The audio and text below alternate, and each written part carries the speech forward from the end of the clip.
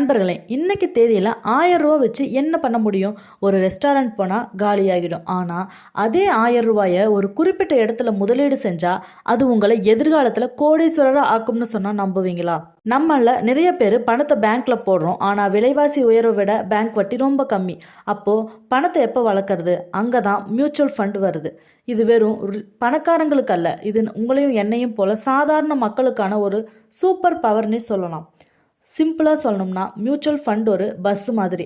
நீங்களே கார் ஓட்ட தெரியலனா ஒரு டிரைவர் இருக்கிற பஸ்ஸில் ஏறிக்கிறீங்க இல்லையா? அது மாதிரி தான் இங்கே டிரைவர் தான் ஃபண்டு மேனேஜர்.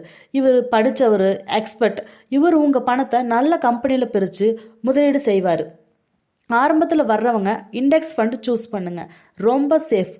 உங்களுக்கு கொஞ்சம் லாபம் அதிகமாக வேணும் அப்படின்னா நீங்கள் ஃப்ளெக்ஸி கேப் சூஸ் பண்ணலாம். எனக்கு இப்போ வயசு கம்மி தான், ரிஸ்க் எடுக்க நான் தயாராக இருக்கேன் அப்படின்னா ஸ்மால் கேப் பக்கம் போங்க. ஆனால் எப்போவுமே எல்லாத்தையும் கலந்து போடுறது தான் புத்திசாலித்தனம்.